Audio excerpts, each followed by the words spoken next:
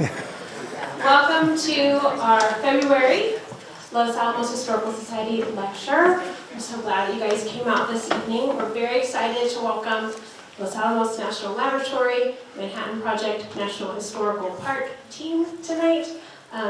They have a great presentation and talk for you all. I'm very excited myself to hear it. Before they get started, I wanted to thank our sponsor, Enterprise Bank and Trust. They are sponsoring this year's 2025-2026 series, and we're so thankful to be able to bring these lectures to you all.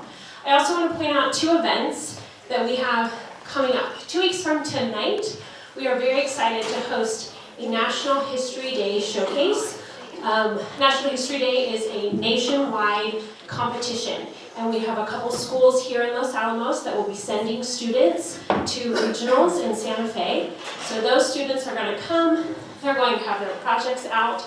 We would really like the community to come, support them, ask them questions that actually will help them get ready for regionals in March. So come on out 2 weeks from tonight, Tuesday night at 6:30 until 8 o'clock. They'll be here and show some support for our local Los Alamos students. The next event that I want to point out is 4 weeks from tonight, and it is our March lecture. Our March lecture will feature our Archives and Collections team, and they will be talking about and presenting on enlisted women of Project Y. Our new exhibit also opens that night. If you've been in the museum lately, you may have noticed the empty room. It will not be empty much longer. We're very excited to bring this exhibit. We have an amazing collection from wax and a wave that were here during Project Y. So come out in March to hear the presentation and to get a glimpse at the new exhibit. All right, I'm going to turn it over. So thank you all. I'll say thank you again for joining us this evening for part 2 of If These Walls Could Talk.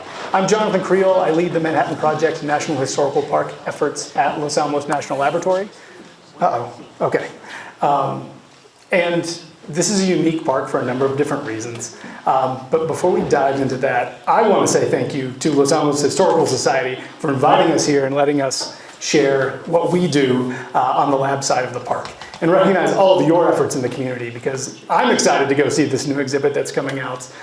You guys really bring the history of Los Alamos to life, and we really appreciate that. And just love working with you. Frankly, a lot of the images that you guys all see today in this presentation will actually be from the archives at Los Alamos Historical Society. So thank you for all that you do and for allowing us to come be part of this lecture series. So just briefly about the park. This is unique. Probably one of the most unique parks, I would say, and it can be a little confusing. So this park is actually a partnership between the National Park Service and the Department of Energy. So all of us up here with maroon on, we are representing Los Alamos National Laboratory, or Triad National Security LLC. So we are the DOE side of the house in Los Alamos. The park is also spread out between three different time zones. There we go, maybe. And it's located in Los Alamos National Laboratory and Los Alamos here. It's also, there we go. Thank you. Much better. All right. So the park is located in 3 different time zones. Here, obviously, in Los Alamos, in Hanford, Washington, where during the Manhattan Project, what happened in Hanford? Does anybody know? Plutonium production? Yeah, geez, guys. Okay, and then the other location is Oak Ridge, Tennessee. So anybody? What happened in Oak Ridge, Tennessee? Uranium. There we go. All right. And then here in Los Alamos. And we have 4 mandates, and they're spelled out in when the park was established by Congress. But basically the first one is to preserve and protect these nationally significant buildings. And the DOE generally, at least on the lab side of the house, takes care of this. So what part of our main mandate and what we do is preserve and restore some of these buildings that we have behind the fence. The next mandate is improving public understanding, so that's interpretation. If you think of exhibits, walks, talks, those kind of things, what the Park Service does very well. That's generally on the Park Service side of the house, but because of the next piece, which is enhancing public access, on the lab property, we take a prime role in that interpretation as well. So has anybody seen the behind the fence tours that are offered? Has anybody been on those tours? Excellent. That's great. They're very fun. This talk tonight is not just those tours, so hopefully you hear something new. But we're really the only program at the laboratory that provides these types of regular, open to the general public tours on lab property. So it's exciting. It's a bit challenging at times, but it's a lot of fun and we love doing this. So we're bringing these out actually. Just mark your calendars, February 23rd. That's when the lottery opens for the next round of our tours. We had such interest in these that we actually started a lottery about a year ago. And it's been really great to sort of get more people through. And we are trying to raise those numbers all the time. So that's number 3. Number 4 is kind of what you see tonight. Assisting other organizations and other stakeholders who care about this history to preserve and protect the resources that are associated with Manhattan Project. So we partner closely with Los Alamos County, obviously Los Alamos Historical Society and other entities really across the country to help preserve these resources. So again, to that effort, we have those public tours. I mentioned when they're going to open again for the lottery. And we can answer lots of questions about that later. But let's get to what we're all here to see tonight. And just a few things about how we want to present this tonight. So we're going to provide a brief history of each site. And then we're really going to focus on the if these walls could talk part. So we have stories from each site. Hopefully they're entertaining and fun. And then you'll see a little bit of what we're doing to bring these sites back to life too. So I'll moderate the discussion and try to keep us on track so we keep moving along and stay on time. I'll try to stop at a few places for questions as we go. Depending on the time, we might have to forego that part, but I'll let you know as we go.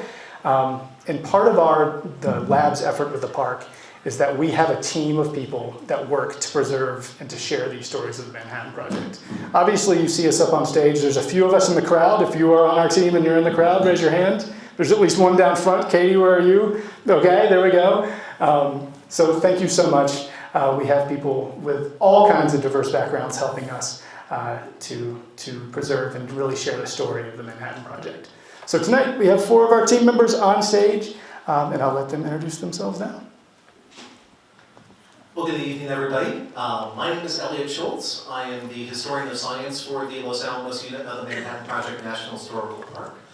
I work also with the Cultural Resources Program.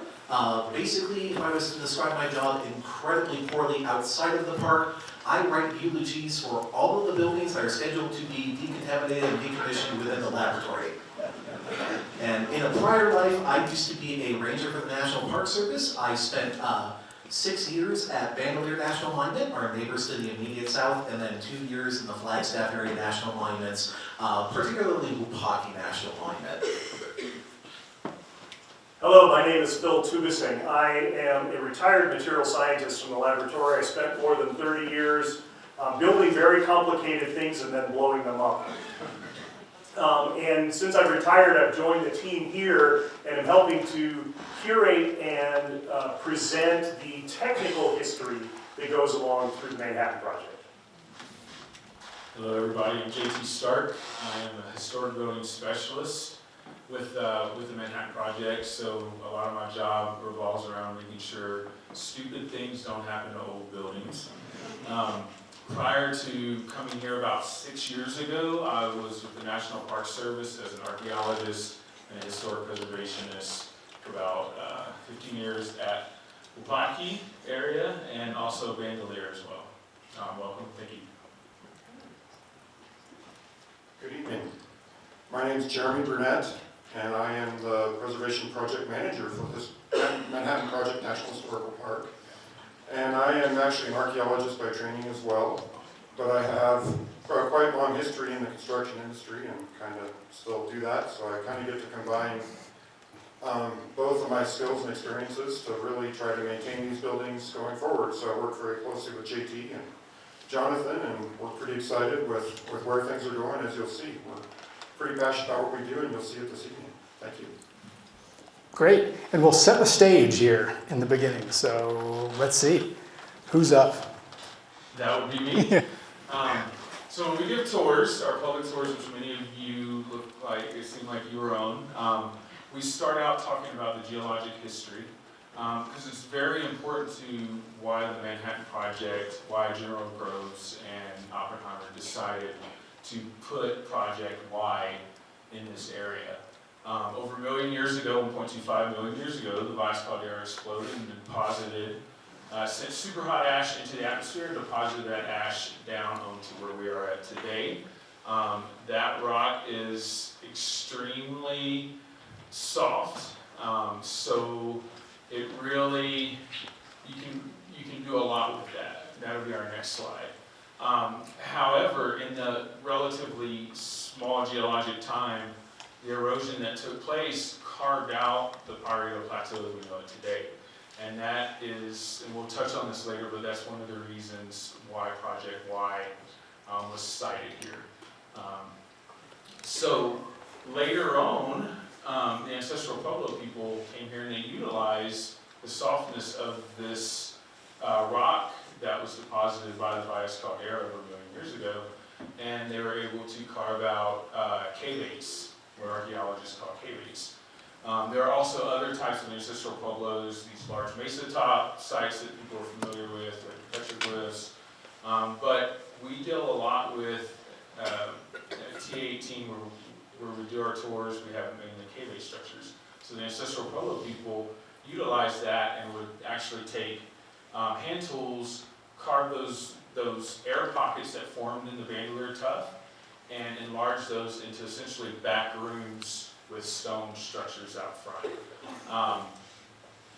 They're over, if you're here for the first part, Chris Justin did a really amazing job of covering this time period, so we're not going to focus a lot of time on it right now.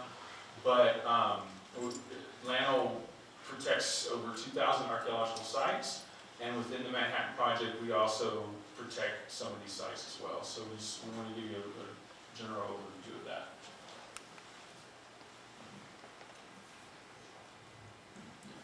All right, so homesteading.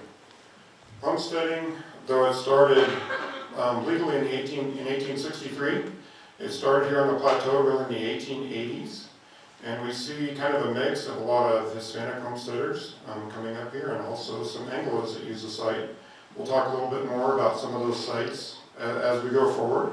And again, Chris Judson did a really good job of covering this, but we just wanted to kind of touch on the fact that there is homesteading. There's a lot of homesteads across the laboratory. They were homes, and during the Manhattan Project, a lot of these, especially the fields and open areas, were reused as testing areas. So this, what happened during the homesteading area definitely had an impact on what happened during the Manhattan Project and on the development of the site itself. That continues to this day. So with that, we'll go to the next slide. And this, you're going to hear us use the word site and mention a lot of different locations throughout this talk. And I will show this slide a number of times so you don't get lost throughout the talk. But if you see the map that's up here on the screen, we are sitting here in Los Alamos.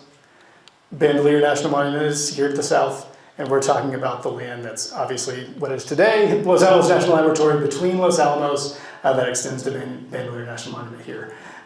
So as we go forward, we will point out on the map where we're talking about, but just wanted to give you a general lay of the land of the areas that we'll talk about today. So.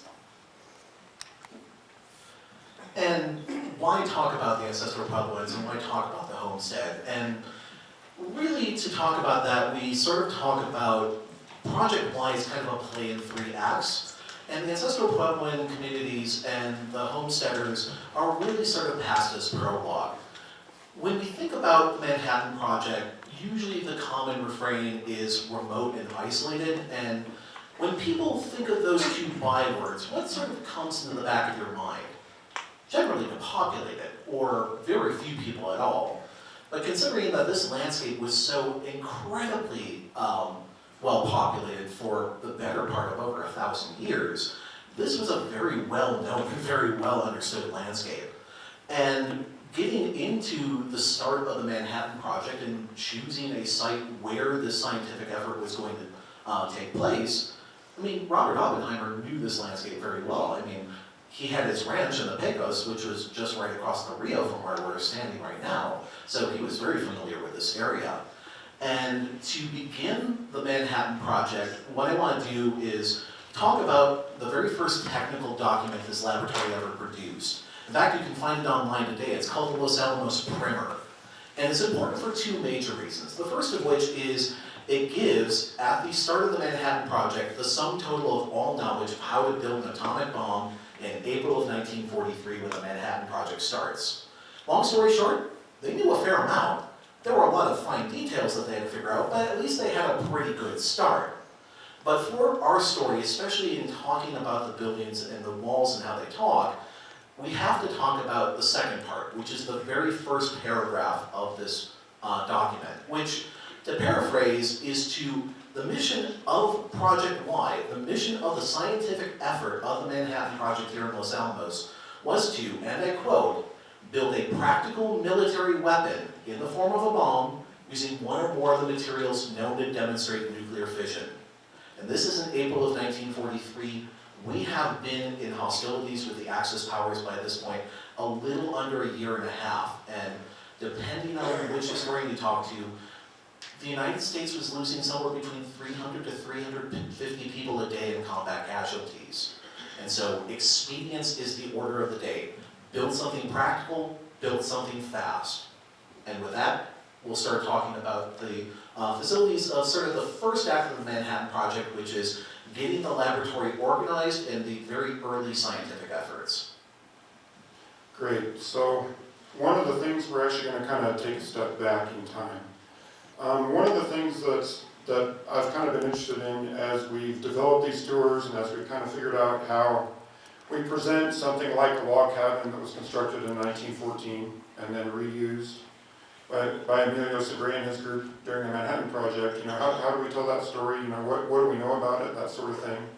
We certainly know that Ashley Pond was here, you know, and that he was here as part of a group with some childhood friends of his that were kind of giants in the automotive industry from Detroit. And they came here, and you know, we kind of know that pretty well. We know that they owned the club for basically 4 years.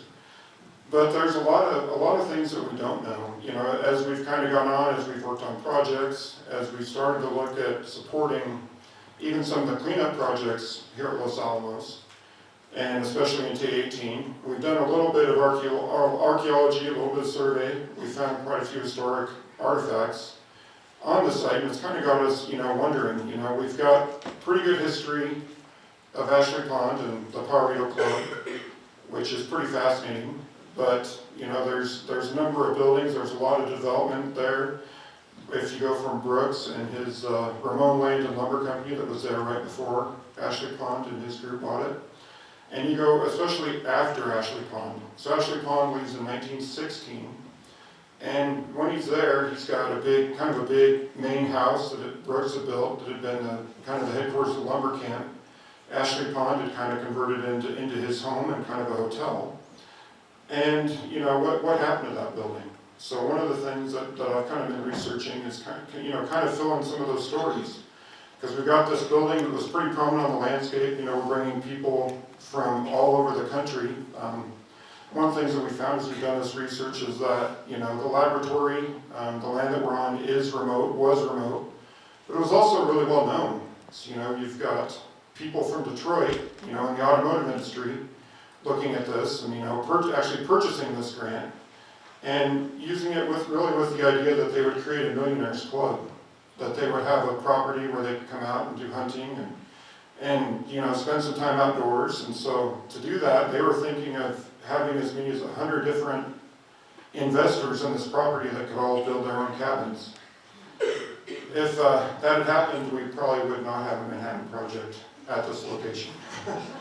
So it's interesting, in my research, just for fun, a few of the people that they had reached out to help join the club included names like Teddy Roosevelt. There was some hope that maybe Henry Ford actually would participate and become an investor. Also people like William T. Hornaday, who was the first director of the Bronx Zoo. And they also really reached out to a lot of people that were prominent naturalists and really doing, you know, kind of research and that sort of thing at the time that might have interest in this area.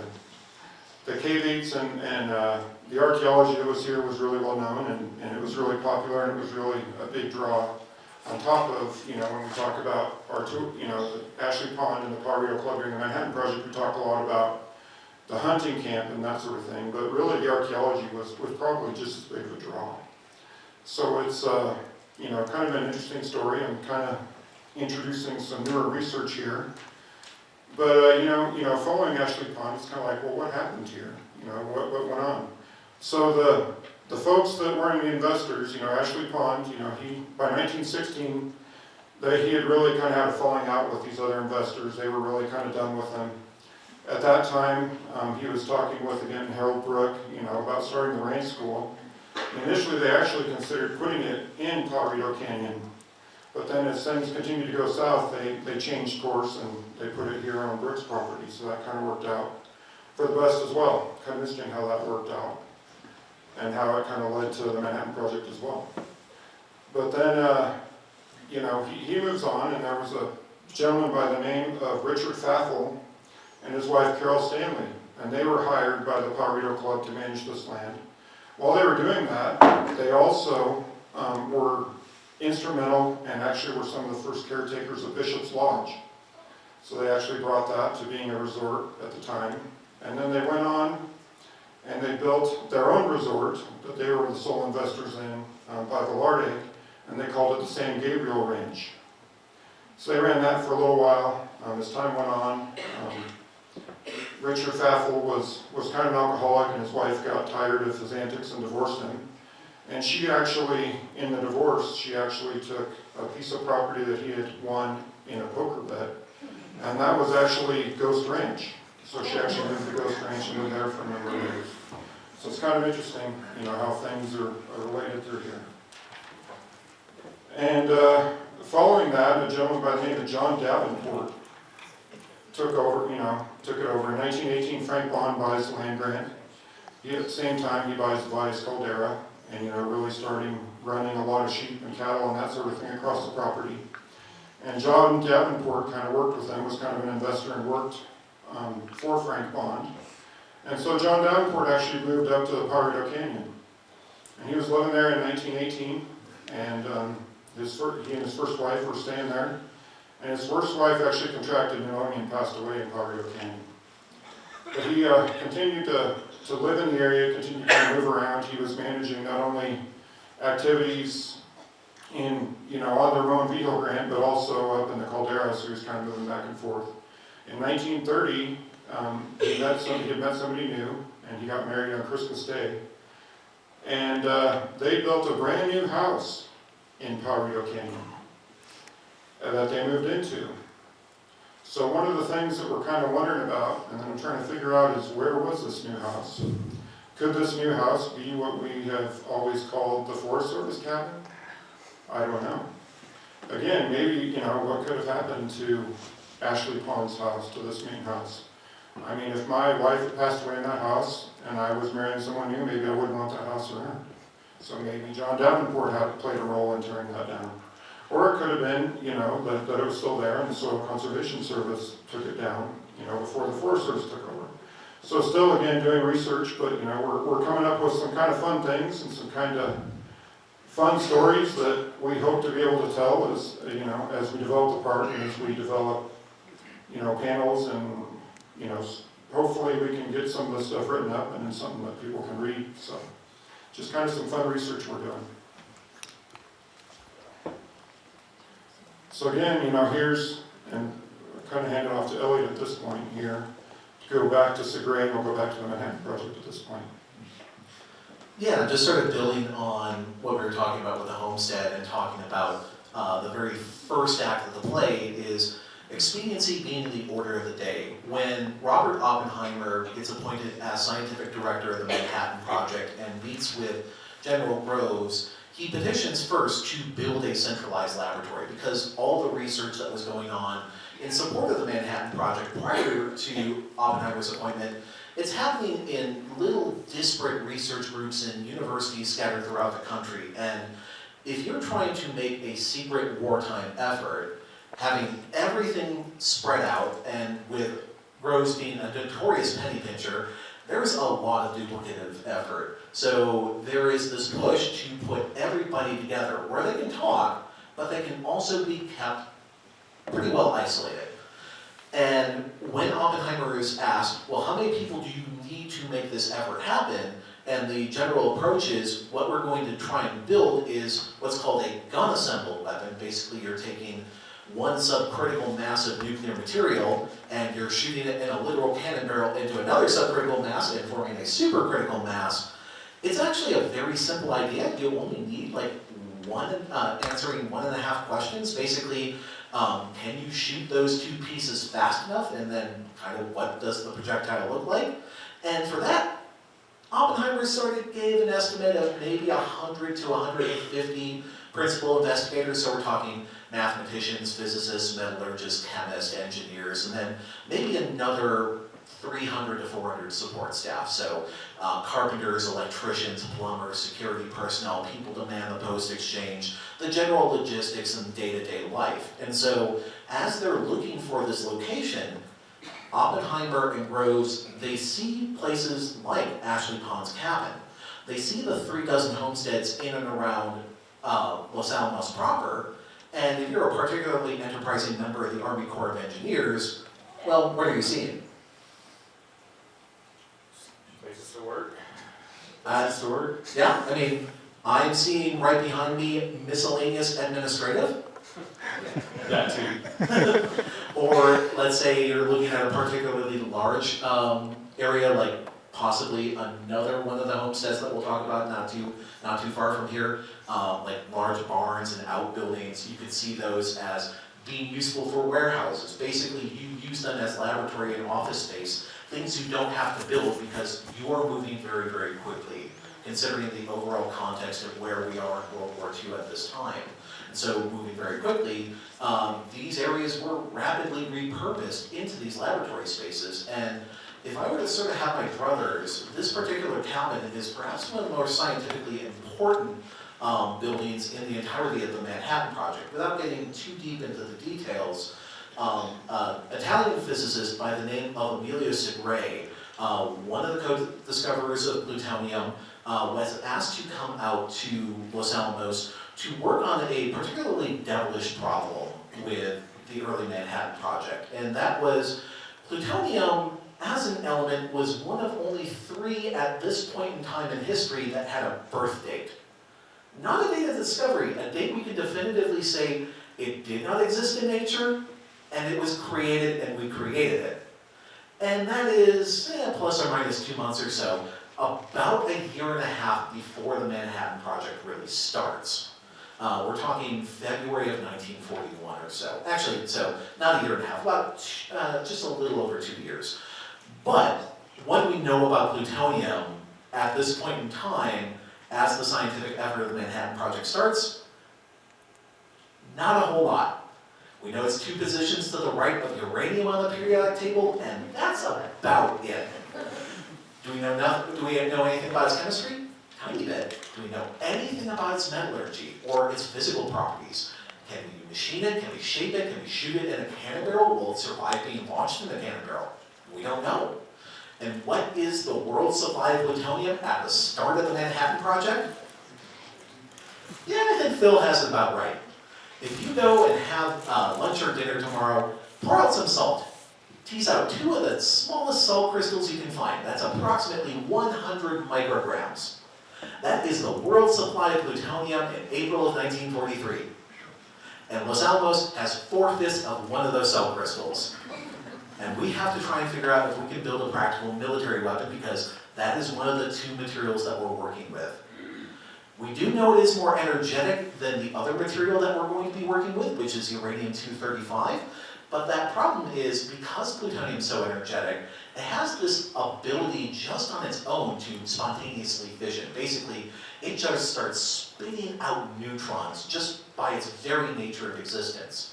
And this is a particularly big problem when you're trying to build a gun-assembled weapon because if one of those neutrons catches that other piece of material before the 2 components assemble, you have a pre-detonation or a fizzle.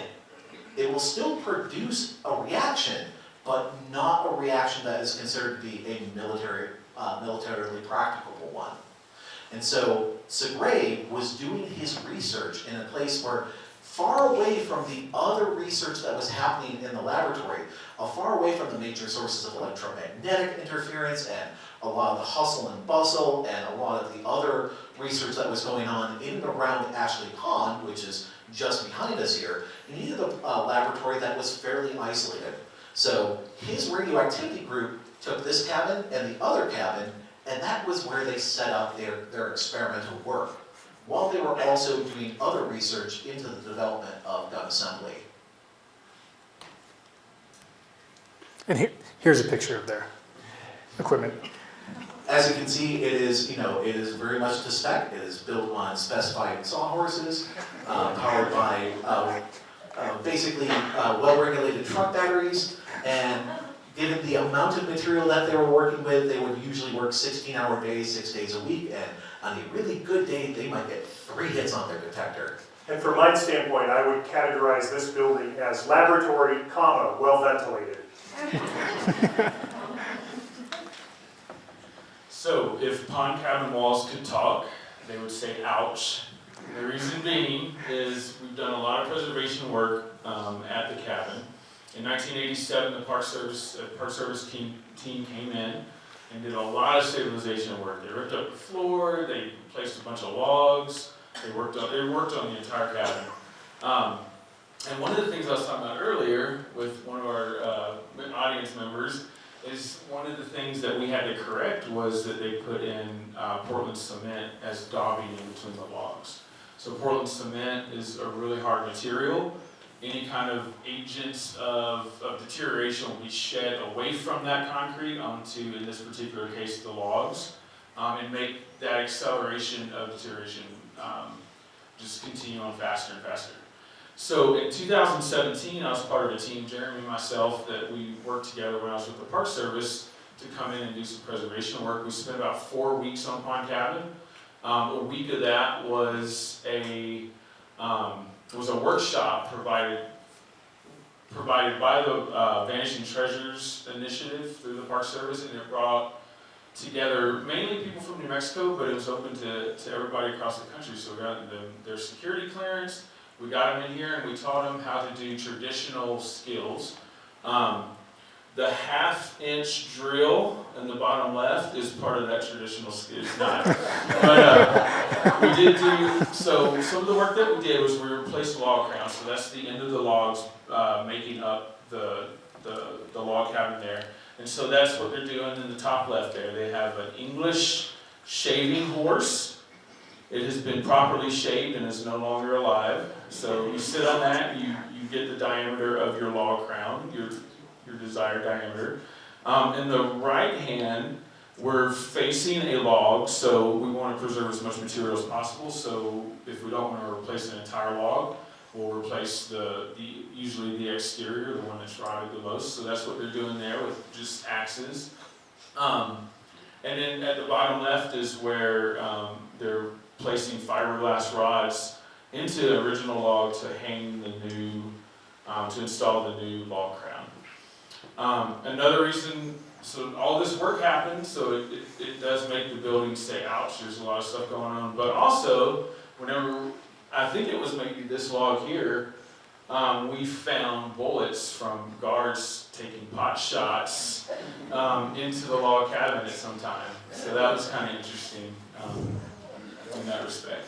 So lots of preservation work to come as well. We have plans to really work on the roof and really work on the floor. So those of you who got to visit the cabin, hopefully it won't be as creepy next time.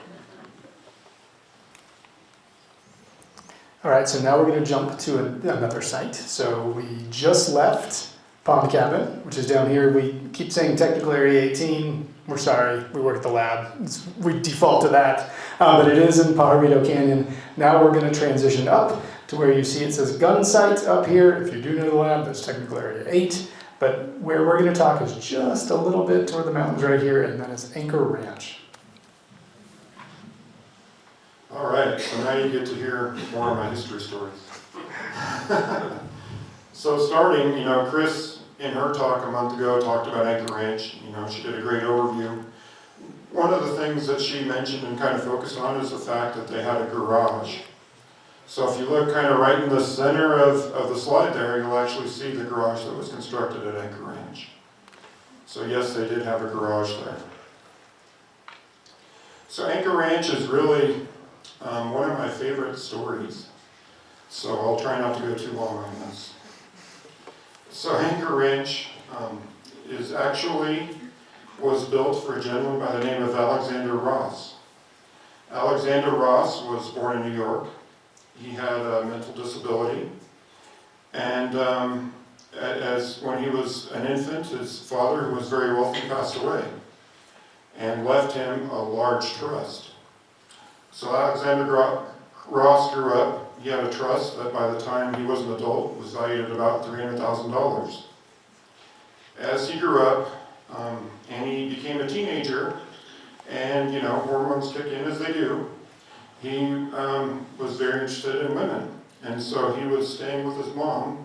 His mom had remarried and moved to Chicago, so he went and stayed with his mom for a little while.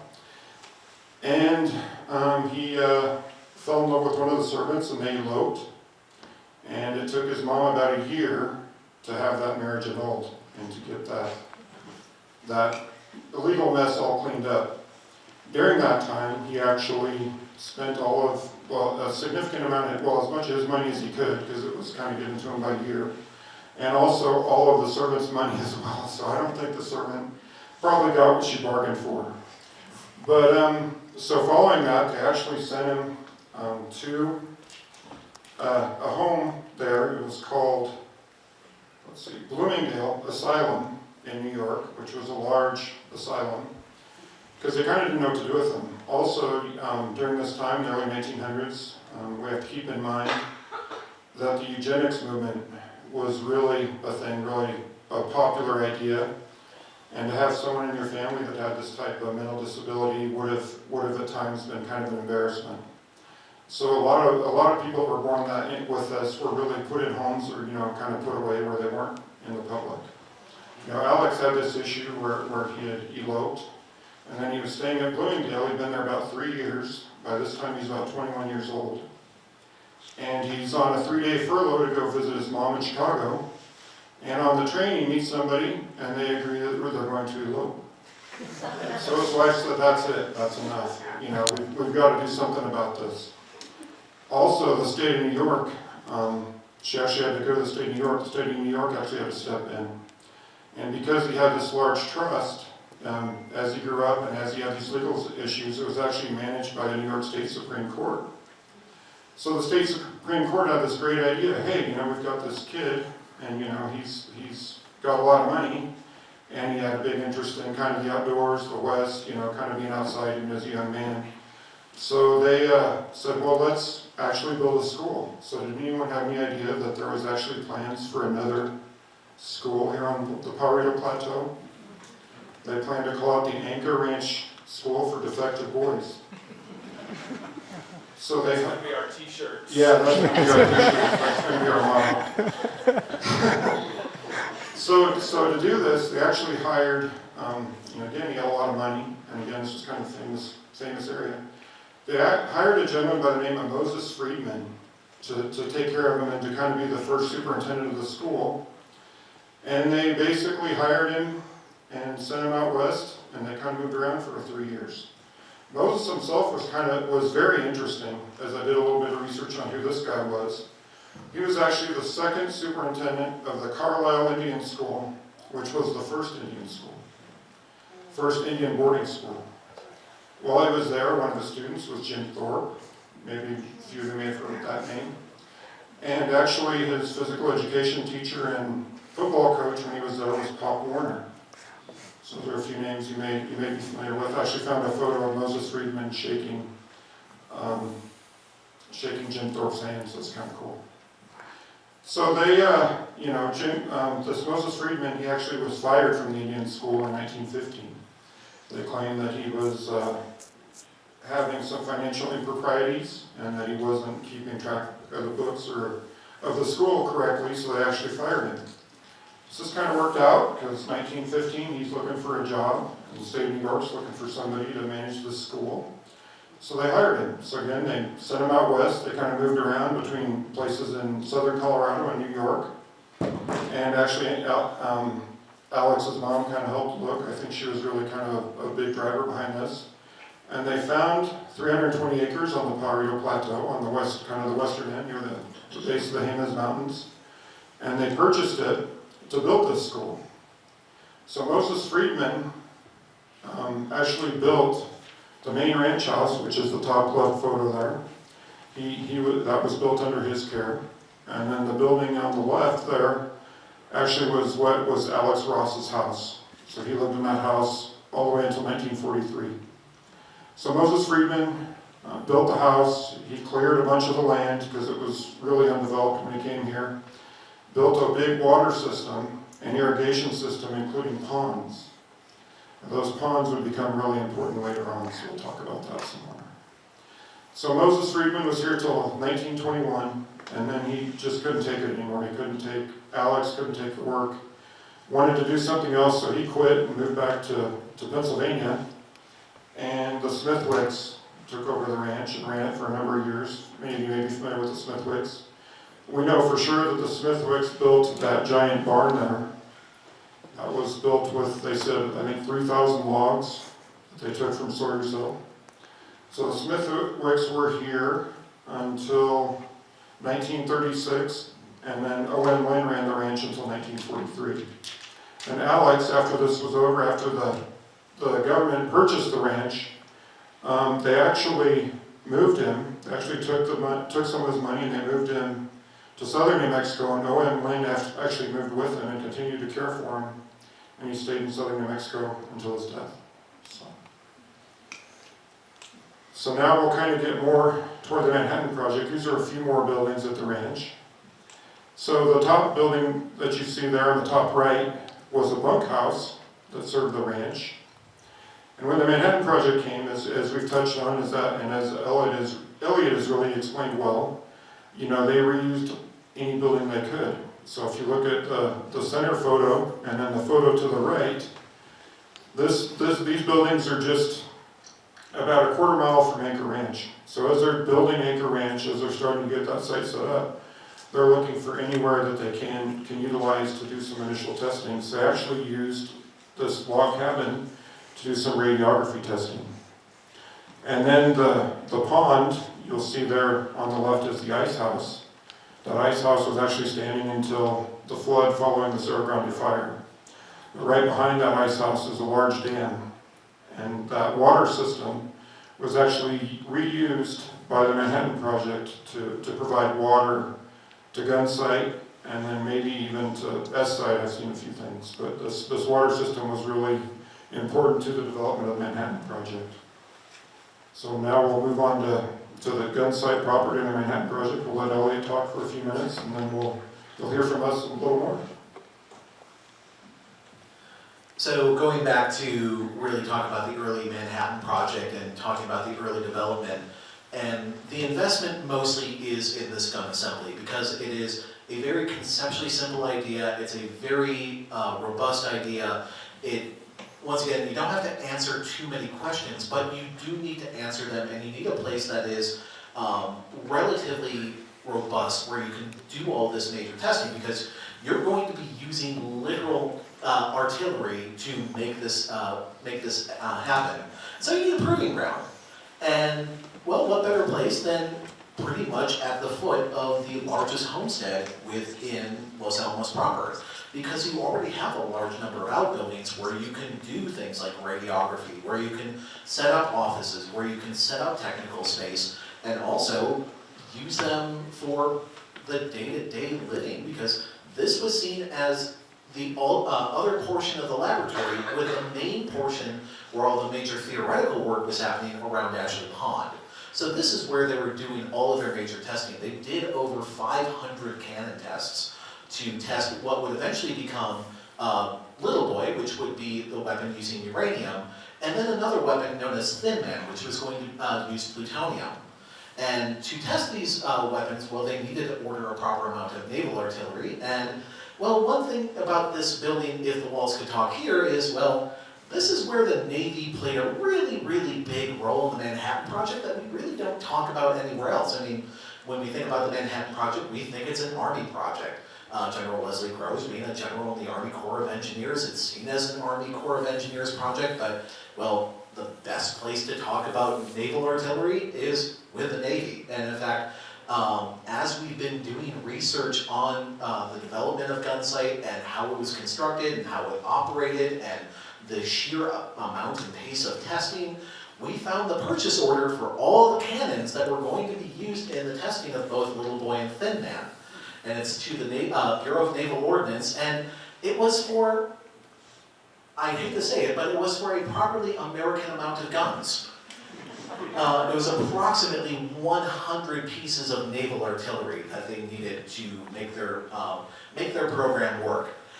There was a very polite letter by Naval Standards about a week later saying, well, there is a bit of a war on. We kind of need to use these cannons for other things, considering that Pearl Harbor just happened and we need to massively construct our Navy. Well, 36 do. Yeah, 36 will do. But it would take a number of months to get to that point in time. Well, that was okay, because they still needed to build the infrastructure. And if I remember correctly, Gunsight wouldn't fully become operational until about, what, September of 1943 or so?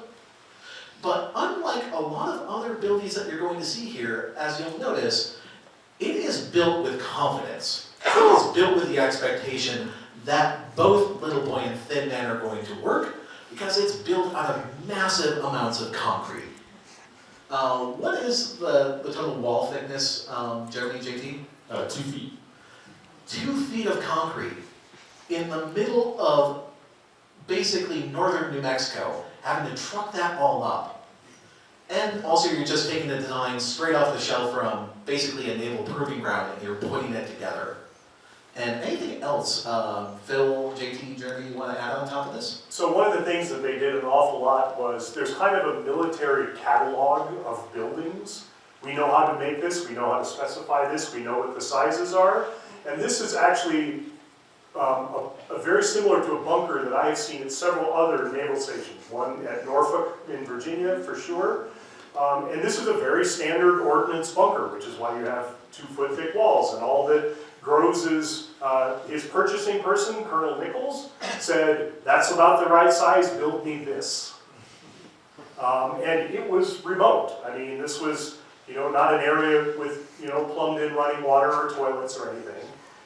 And so it was pretty impressive that they did that. Now what I will say is, there is a spectrum of the quality of concrete that was used throughout the Manhattan Project, and we'll get to that in a little bit. From proper, good naval stuff down to about North Korea.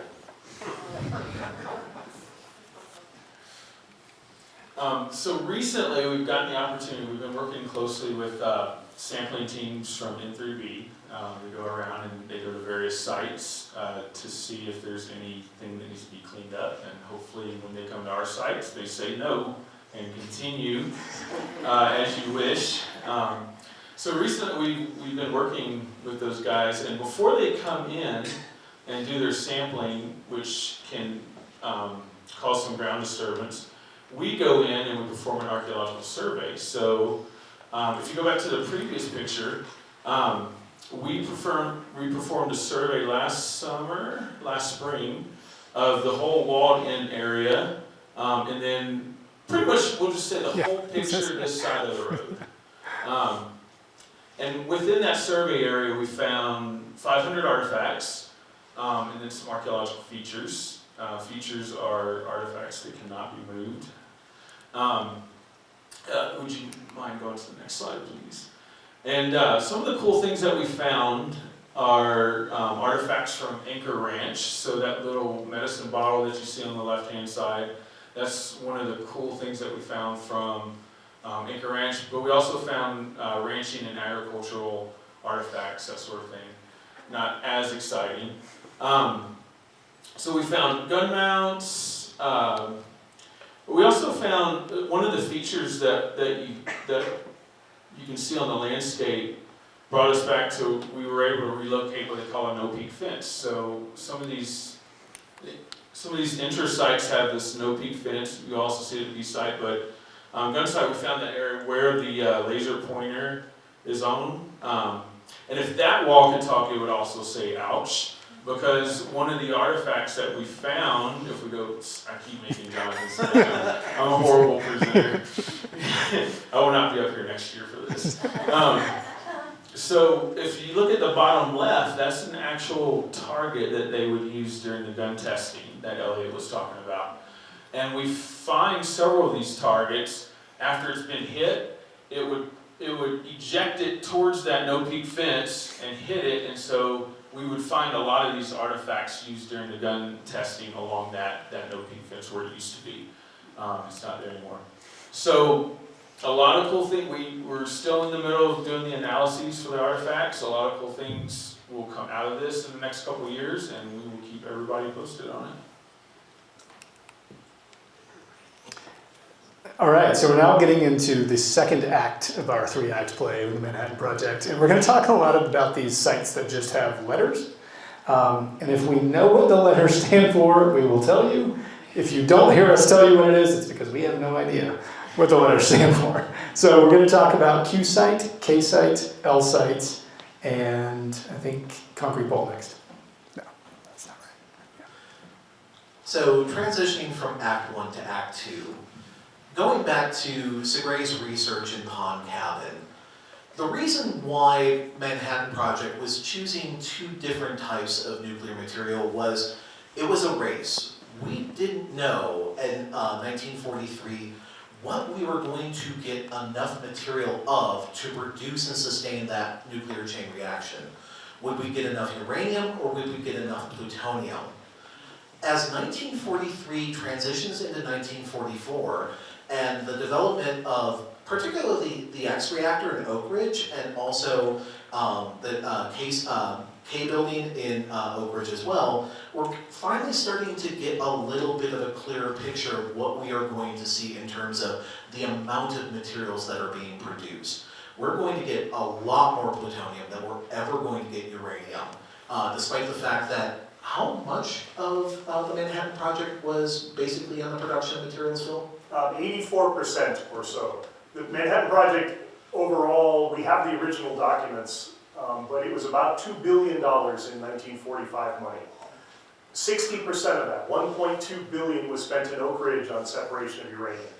About $480 million or so was spent at Hanford making plutonium. So there's 84% of the entire project funds were just on materials production. Only 4% of the entire Manhattan Project budget was spent here in Los Alamos, about $80 million.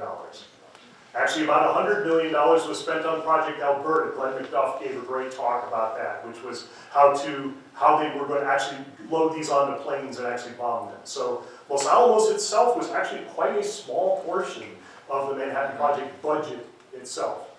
It punched well above its weight, however. I would definitely say that, especially when you consider that, like, with the production of plutonium, with what Phil just mentioned, that is the rough equivalent of 7 Yorktown-class aircraft carriers or the wages of 250,000 E-0 privates for a full year. And what comes out of Segre's research is that as they start getting more and more plutonium, the idea that Thin Man, the plutonium gun-assembled bomb, is going to work grows progressively worse and worse in terms of its chances, to the point where as 1944 really gets in the swing, late January, early February, where they start getting a large amount of reactor-produced plutonium from Oak Ridge, it goes from very much on the margins to it's not going to happen at all. Now put yourself in Segre's shoes, especially considering at this point in time, he's still not a naturalized U.S. citizen. He, as a resident of Italy, he is considered an enemy alien, but as he says in his autobiography, the only way he feels he can stay in the United States and not get deported is to do good physics. Unfortunately, the physics that has led him up to this point now, he has to have a lot of very uncomfortable conversations. So March, April, May, they do a little bit more measurement. They try and experiment with different ways of producing plutonium to try and reduce the impurities to see if it would be more feasible. By July of 1944, that is pretty much dropped, and Thin Man as a going concern is abandoned. But we still have an incredible amount of resources that we are developing in the production of plutonium, we know it's more energetic per fission than uranium. There has to be some way to use it. The other approach is implosion, where you basically take a shock wave and you are trying to squeeze metal to move the atoms in a piece of material closer together to increase the chances of nuclear fission happening. But unlike gun assembly, that is a far more complicated matter, because instead of answering 1.5 questions, you're answering 3. First of all, can you squeeze that metal hard enough to a density high enough that you can actually get those atoms close enough to produce and sustain a chain reaction? Secondly, can you squeeze it fast enough that it will actually produce that chain reaction before it blows itself apart? And then last and certainly not least, can you get all those shock waves on that piece of metal to converge at the same time? Otherwise, you've produced a Mach 6 molten mass of plutonium toothpaste. And so how do you do that? Well, you test, and then you keep testing, and then you test some more just for good measure. And to put this all in timing, from when they abandoned Thin Man, which is the week of July 4th, 1944, to the testing of Trinity, July 16th, 1945, that is 54 weeks. And we have to devise basically how to figure out how to do this implosion and build the laboratory spaces to do it all in that span of time. No pressure. And to give you a kind of a sense of the scale of this, we had been looking at implosions. Seth Mittermeier had a small group from the very beginning looking at collapsing on tubes. Because tubes are actually really easy to diagnose. You just put a camera down the axis of a tube and you can actually see it as it squeezes in. That's a nice, easy 2D problem. He had 10 or 12 people. When all of a sudden the Act 2 comes in, which I tend to call, well, now what do we do? We start looking at implosion. By the time the Trinity test happens, there are more than 3,500 people working on implosion. That's the scale at which they had to ramp up these activities. So all of a sudden, it's not just 10 or 12 people at an isolated small site. It ends up being thousands of people scattered all over the 54,000 acres, which was the laboratory at the time. And we'll go through a few of those here.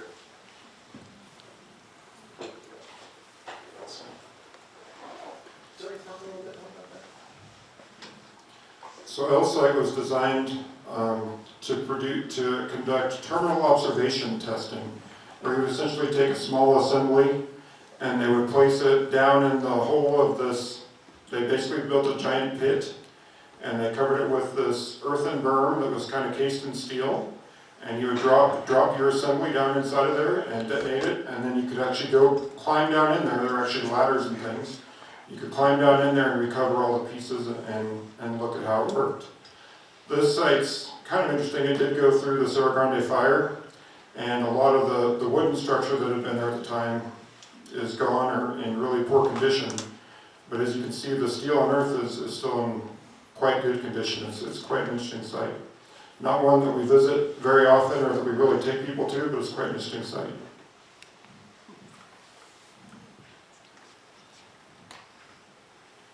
So with the work that's being done, especially with places like L-Site and Q-Site, there are 2 different approaches to kind of the scientific method as we get into this early part of ramping up with implosion.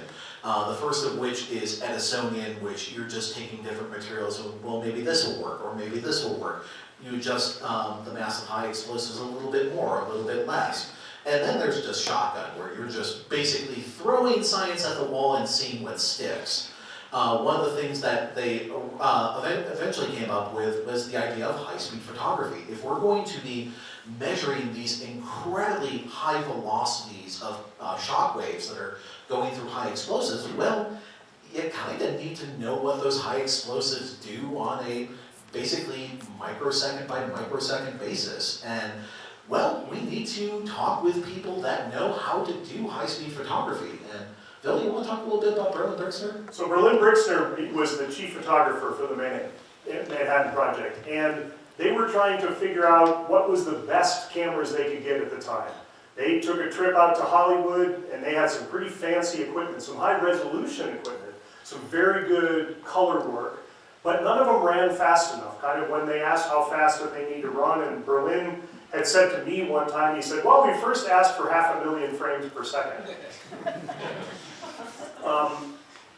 I've actually done the math that if you actually try and do 500,000 frames per second of 35 millimeter film that's running through, that it actually has to go at Mach 15 to be able to capture those images.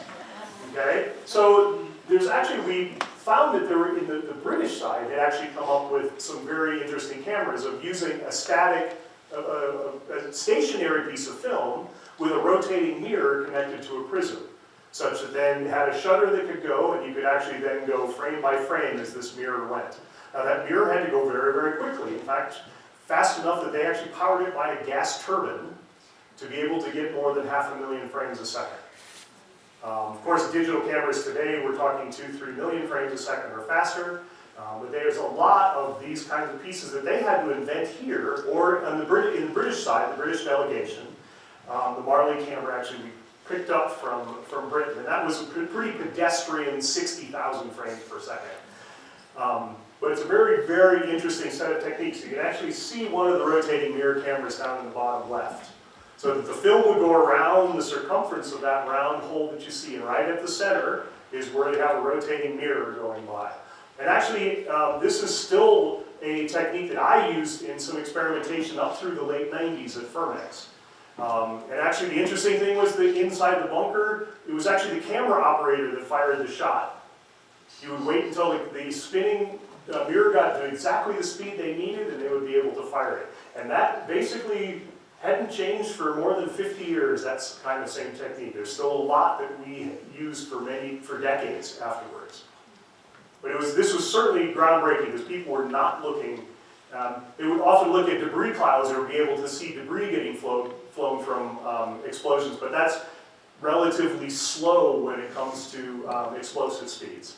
When you're trying to capture something that's moving, a shock wave may be moving at 4 kilometers or 5 kilometers or 6 kilometers a second. How do you actually are able to actually capture and measure those kinds of velocities? And that was the question they were trying to answer in these rooms. And why are we talking about photography at QSite? Because that's where they did it.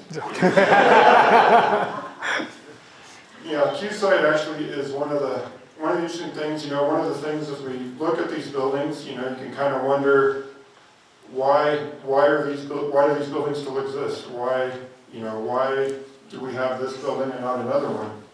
Well, in this case, at QSite, which is still an active site today, this building happens to have a restroom. So it serves as the only restroom for the firing site. So that is why it was kept for all these years. Use that toilet. Yeah, it's nice and bright. That's why it's on the historic register. Yeah, right. Thanks, Susan.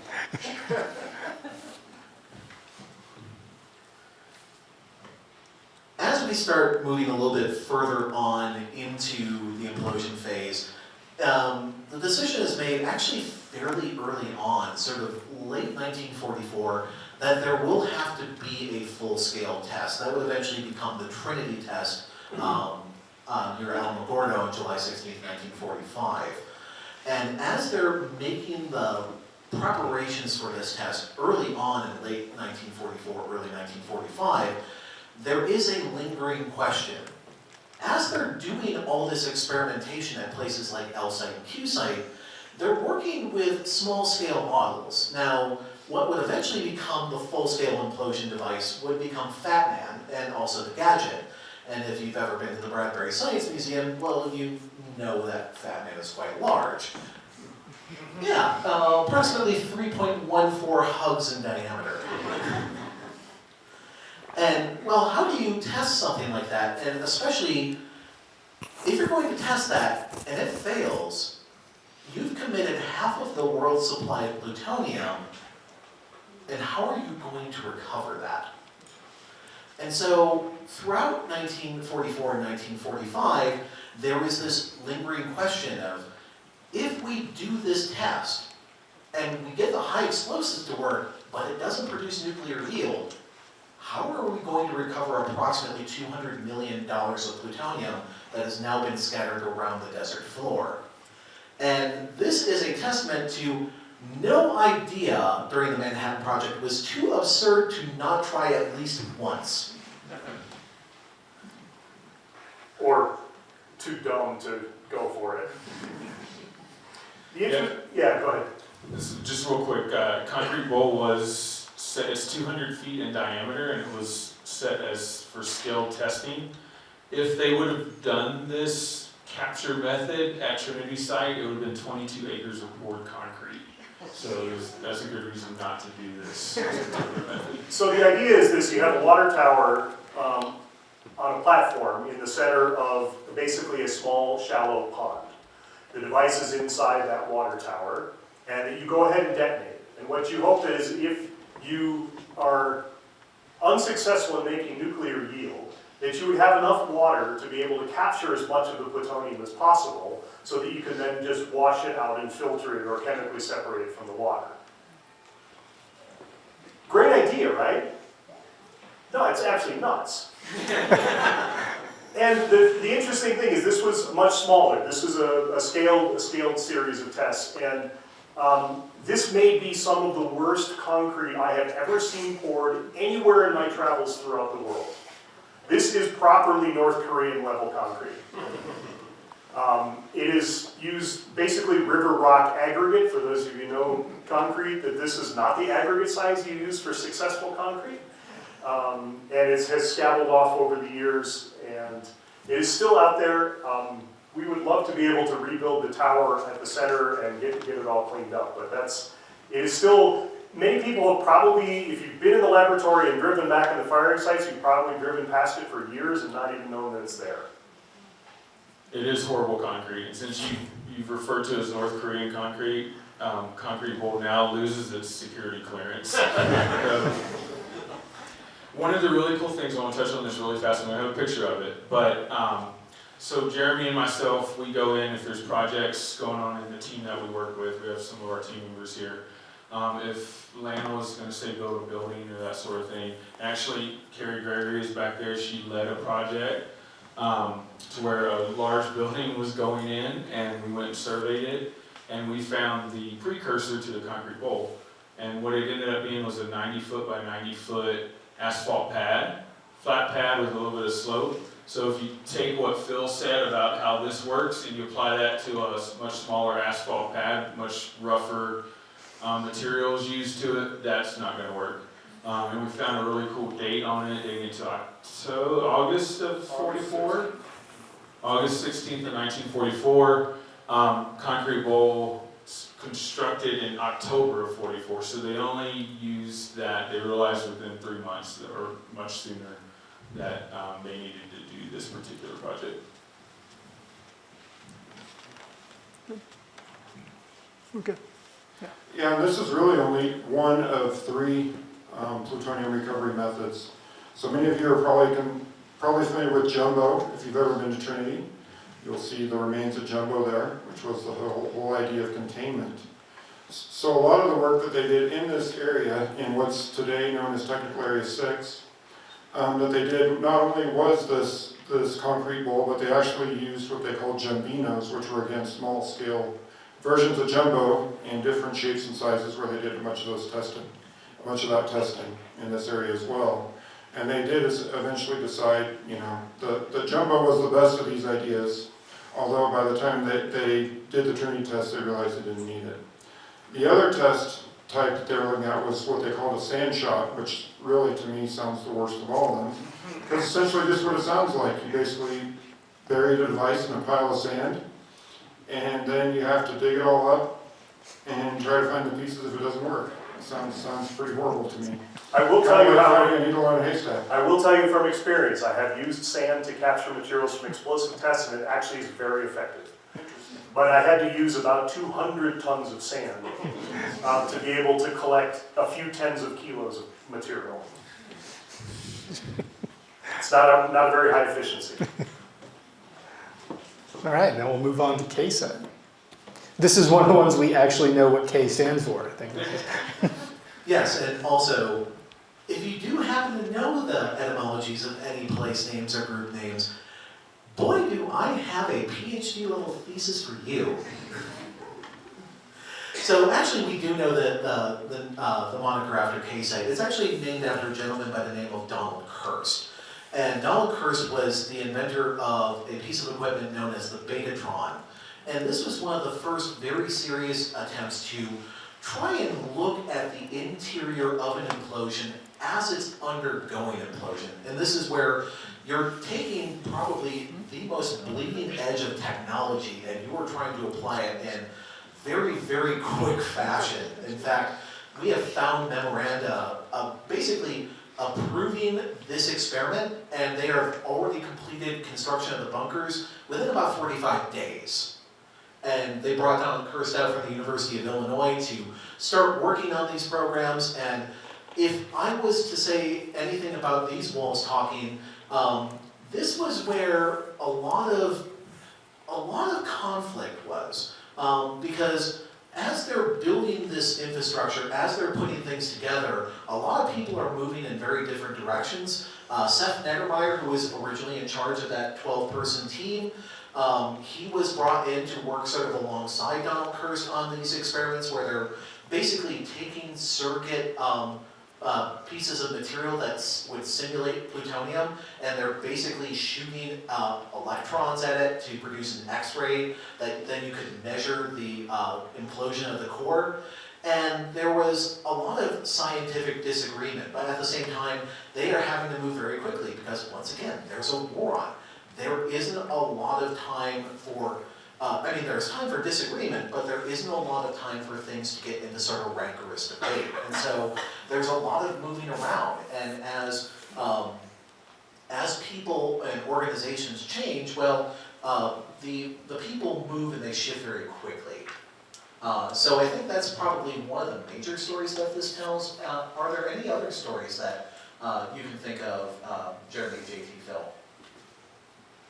No, I think that's kind of the highlight. It's an area where we'd like to do a lot more intensive research in the future. It's also an area that currently is not really in its original configuration. The large concrete bunker buildings that you see in the photos are still standing. Those are the original buildings there, and there are two of them that actually sit opposed to each other, and the firing point was actually right in between the two. And that whole firing point area has actually been covered with earth and the shotcrete that you see in some of these photos here, because it had these buildings supported some later experiments that took place during the Cold War.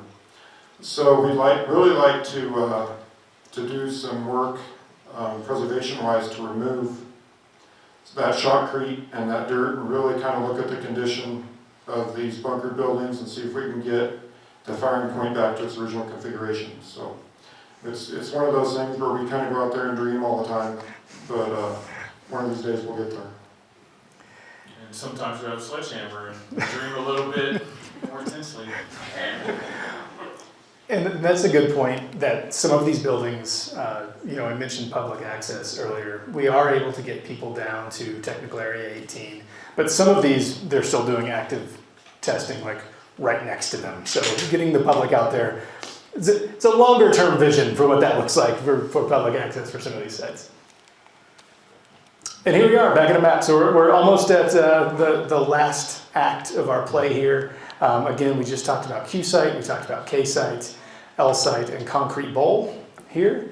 And now we are going to move to the battleship bunker. So this is in technical area 18, and this is, again, where I mentioned we can get the public to. So once Emilio Segre has the unfortunate job of letting people know that the plutonium gun, the Thin Man, is not going to work. The work on plutonium, now that first 87 micrograms that they received, have been reported to me by a couple of folks when I first came to the lab that they had done 16 or 17 different experiments on that half-size grain of salt. To be able to try and understand some of the properties, like we didn't know crystal structure, we didn't know melting temperature, we didn't know electrical conductivity, we didn't know a whole lot of things. In fact, we basically didn't know anything. And so this then goes off into the D building and some of the other buildings up here on town site. But then they refit that area down in Pajarito Canyon. And the area where T18 is actually at the juncture of Pajarito Canyon coming down and 3 Mile Canyon, 2 Mile Canyon, 3 Mile Canyon coming down. And what they did was, hey, if we've got to try and figure out how to do this implosion thing, we need to set up some laboratory space to really test this. And so they turned the Pajarito Canyon all the way back to the Pajarito Club with Eshley Pond and its previous histories. Just at the heads of the 2 different canyons, they established 2 bunkers, 2 concrete bunkers. What you see here is basically 13 inches thick poured concrete. I'll put this in the moderate scale of concrete quality of the Manhattan Project. Okay? These bunkers aren't much to show. If these walls could talk, they would be talking very loudly because they were deaf. Because they started trying to understand this, right? So they start small. You start small and try and figure out if implosion is going to work. But the other thing you're doing at the same time is trying to develop the diagnostics to be able to measure whether or not the implosion is going to work. Because we don't have an implosion meter. Okay? And so they're developing both of these at the same time. So they're firing. The nice thing about having 2 firing sites with a big old mesa in between them is you can be firing on one side and setting up on the other side. We've been going, Albert Shue, my colleague, and I have gone through some of the records to try and figure out from the old shot reports how many shots they might have done or what the frequency was. And it's a really hard number to narrow down, okay? One thing we do know is that we have records of the orders from these 2 bunkers up to the HE manufacturing facility, and they were expending 100,000 pounds of high explosives a month down in this canyon to try and understand. So they start small, okay? And as they get confidence with both the diagnostics and the ability to test, they continue to grow bigger and bigger and bigger. Now some of you may know, if you've been on the tours, you've already heard the punchline, right? But they did, in 3 Mile Canyon, they did a full-scale test of the Trinity device. The plutonium was removed, a surrogate was put in there. They did a full-scale test to confirm the compression of the core was going to be successful only 49 hours before Trinity. About 4:30-ish in the morning of July 14th, 1945. Now how's that for a success-driven schedule? Right? So what you see down, you see the bunker up in the right-hand side, that's the actual bunker that was used for all the diagnostics, the firing and the diagnostics. So here's the fun thing that's been really good for me, is to dig down into the scientific reports, right? So all the scientists in here, we have written down everything accurately that we have done throughout our careers, right? Guess what? Science is no less of an oral tradition than any of the other historic disciplines that we talk about here. That was a fantastic realization for me, because then that means I get to make up some of my own stories. But wherever I can, I want to make sure that we can go back to the original reports and find out what those are, and many of those are preserved, and there are wonderful records that we can be able to use to tell these stories.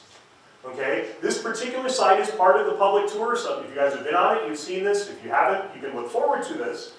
But essentially, if you're familiar with how we actually measure those things today, we use X-rays. Okay? Today we use 2 high school gymnasium-sized linear accelerators pointed at right angles to each other. We call it DART. Okay? They didn't have that in 1945. They had to be far more clever about it. Okay? They actually were able to measure the change in radius as that course compressed. I don't know, I'm a metallurgist, I don't know about you guys. I generally think of metals as being non-compressible. Just as a, George Kistiakowsky was really the one in charge of figuring out how to make a really, really fast and really, really strong blacksmith's hammer that operated both simultaneously and symmetrically, so that you didn't have Mach 5 toothpaste squirting out the side of this device. Okay? They actually were able to measure the compression of that core as a function of time. Okay? They were clever enough, they used electromagnetics. If you're familiar with how a microphone works, what you use is a field theory. If you move a conductor inside of a conductor like iron, inside of a coil of wire, you can induce a current. You can take that current, put it into an amplifier. That amplifier you can put into a big PA system, and you can have a big dance party. All right? Similar theory is that if you change the geometry of that conductor, and you already have a current in that coil, you actually will change the current in that coil, and you can measure the change of that current. And essentially, as it squeezes, it changes the geometry and will change the current in the coil. So what they did is they made a big coil. A very small coil inside this microphone. This particular coil is made of a 16th-inch thick copper sheet, 8 inches wide, 20 wraps separated by asbestos insulation. In the bottom picture there, you can see that kind of wedding band around the top. It's wound flat like a clock spring. All right? 1,700 pounds of copper was that coil. Now remember I said you had to have a current in there and measure the change of that current over as a function of time, right? So, just before the shot, they dumped the power from 700 truck batteries. That coil, for you electrical fans, that coil was sitting at 500 volts and 1,500 amps. There was 3/4 of a megawatt in that coil when the shot went off. And inside that bunker was a bunch of instrumentation to be able to actually record those data coming back. All right? Now today, remember we're kind of talking about, microsecond kind of, millionths of a second kind of timing, right? Now, do they have digital oscilloscopes and have lots of digital flash memory on them like we do today? No.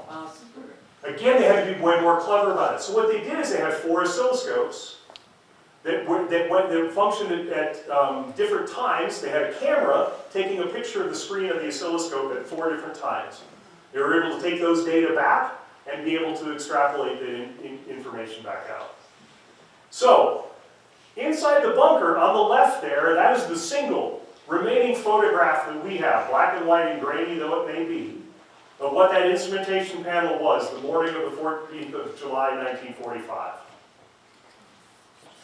We have spent, the better part of 5 or 6 years trying to find as many of those original pieces from swap meets and garage sales and eBay and estate sales that we can, okay?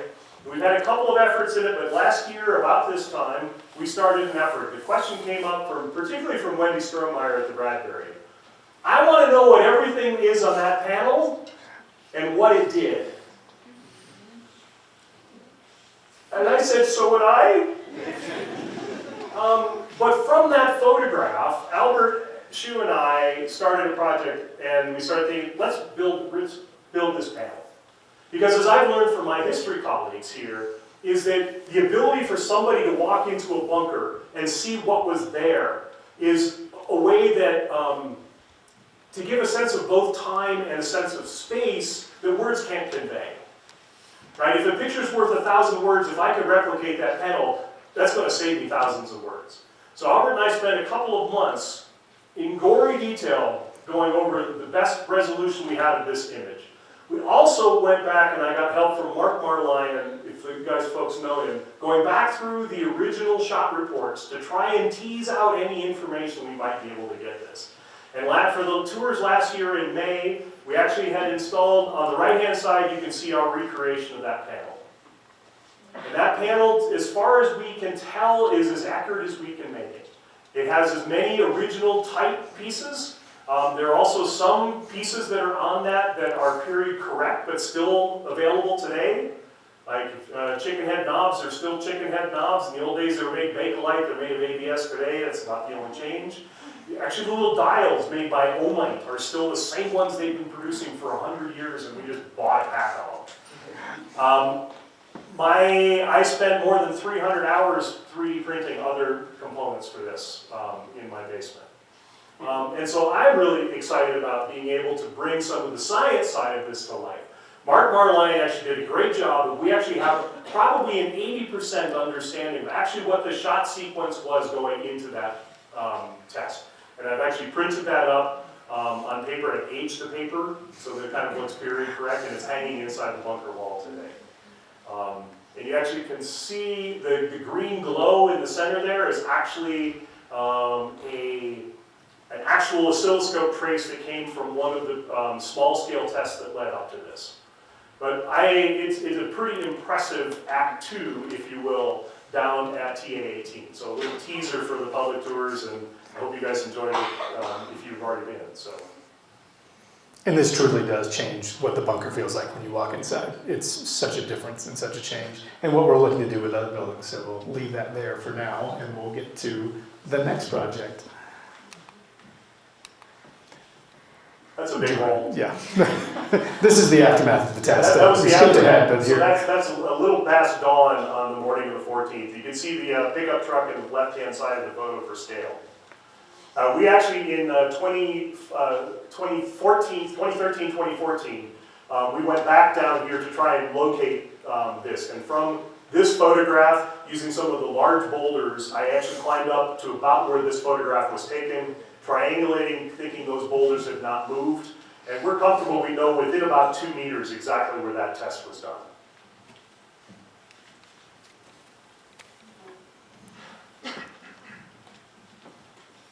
So with the testing of the Quartz test, which was done in 3 Mile Canyon, and then eventually Trinity test, there does leave the one lingering question.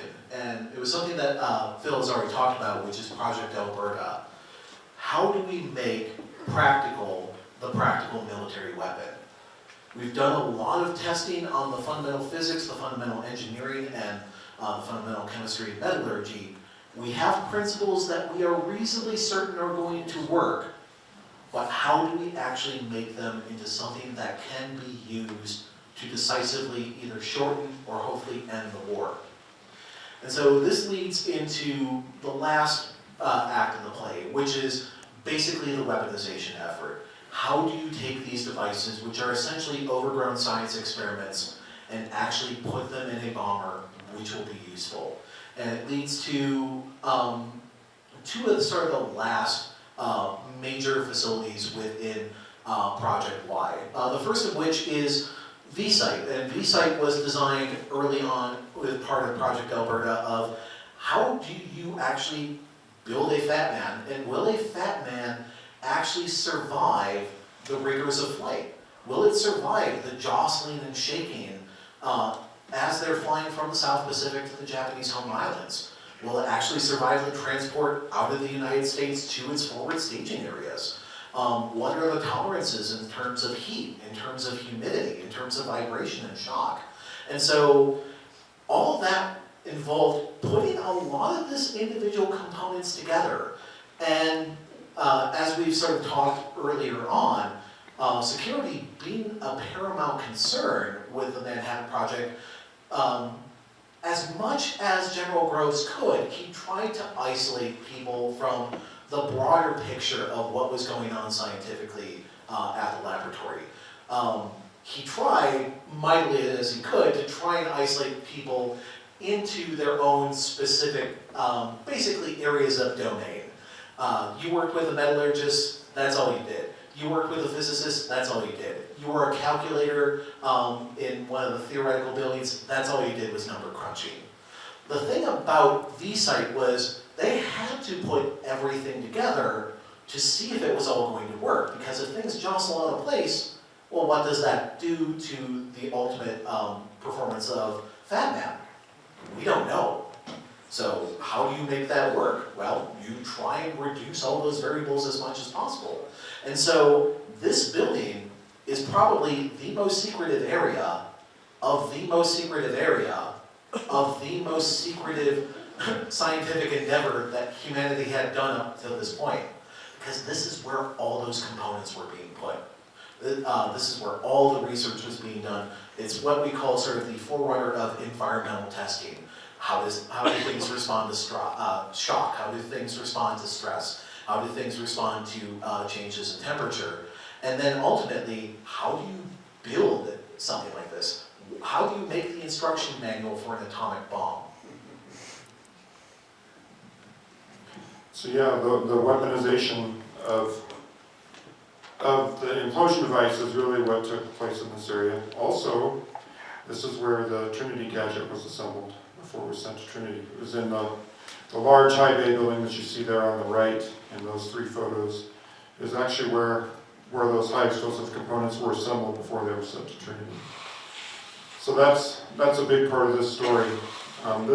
These buildings are kind of near and dear to my heart, primarily because they are really what led to a park in Los Alamos, in my opinion. If you kind of look at the story of these buildings, you know, as time went on, these were used through the 60s and 70s, I think maybe in the early 70s, and they were abandoned.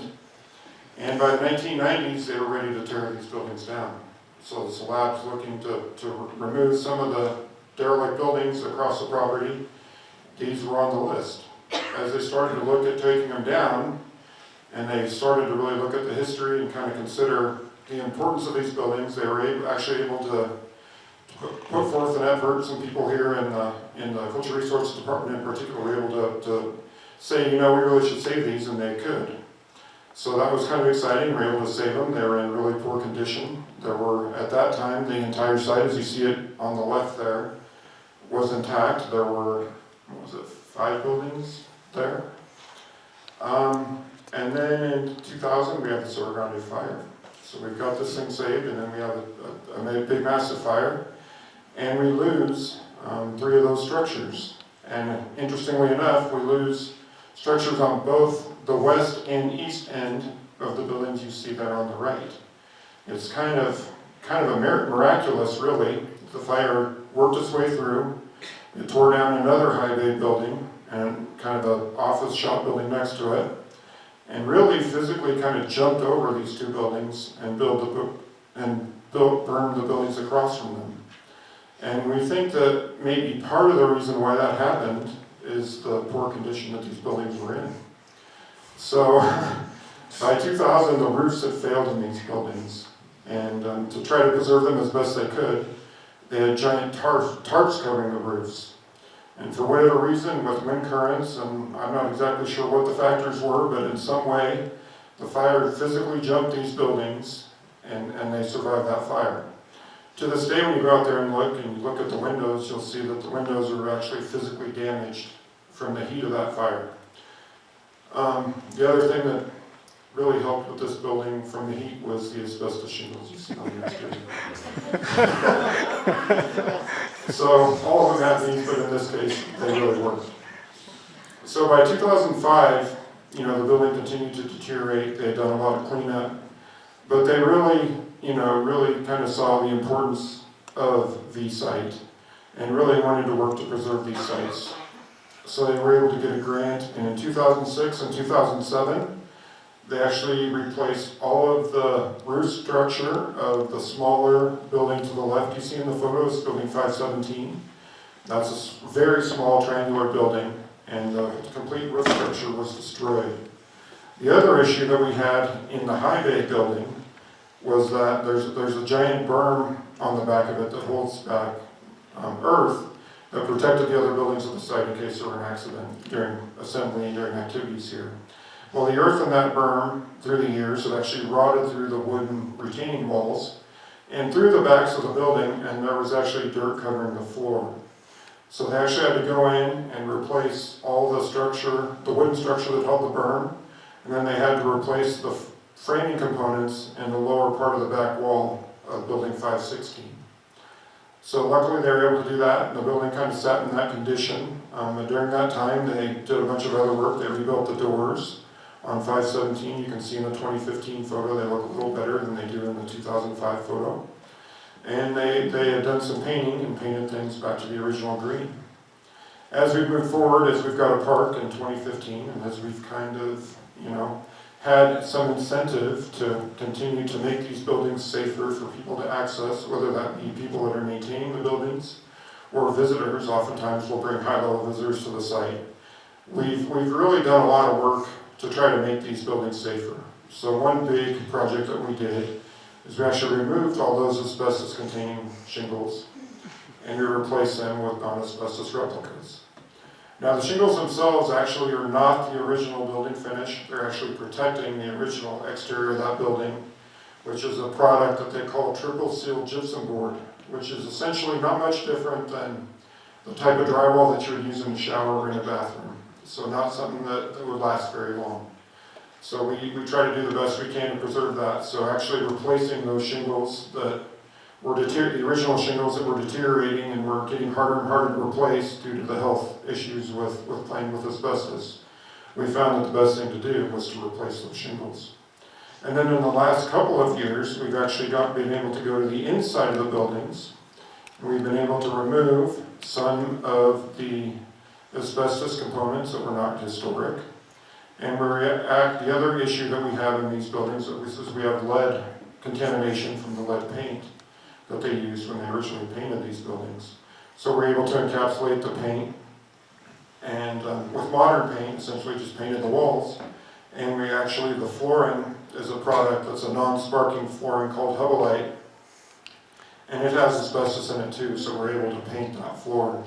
So now we've got buildings that are safe for our lab employees to maintain, they're safe for us to visit, and they're safe for us to bring visitors. So we're really pretty proud of where we're at with this building, and it's not something that we can bring the public to yet, but we are able to do a lot of internal tours and kind of high-level tours to this site. So it's a site we're really quite proud of. And just to explain this photo a little bit, I guess this is just, does everybody see that this building, this high bay building, is right here in this aerial photo? So you get a sense of scale for the site. And so if these walls could talk, they would say, "Oh, that felt good."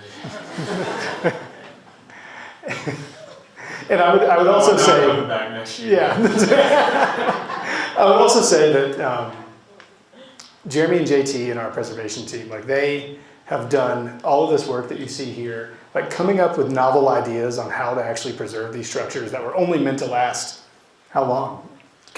Couple of years? At best, we're looking at 2.5 years. Right, so these weren't built to last 80 plus years at this point, and they've really come up with great ideas to help preserve these for future generations. So, you know, they deserve a lot of credit. Coming up with the ideas like, who else in the country is preserving non-sparking floors that are in these types of buildings? No one. So we're having to come up with an idea of how to do that. So really, they deserve a lot of credit to whatever we're getting in the park for sure.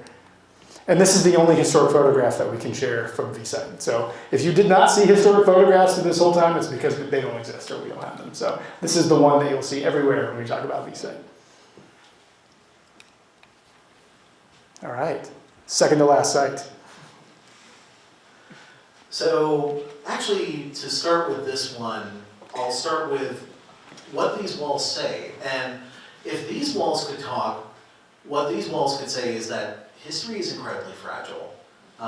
As Phil said, and I think he's very, very much true, is that science is as much an oral tradition as most of the historical record. And coming into the laboratory when I was doing my undergraduate and graduate studies on the Manhattan Project, I thought, well, I read Richard Rhodes, everything's written down. We have all the documentation in the world. And then actually come to the sites and I realized, especially in the long meandering paths of how these buildings have come to us today, oh my goodness no. And in the case of this particular building, it was actually one of those that did find a second life, and actually a second life that lasted for a very, very long time. It was used as a high explosives detonator laboratory from 1948 up until May of 1984. And so it actually did have a fairly long and productive career. But as it was being used, the knowledge of what it did during the Manhattan Project was also slowly being eroded away.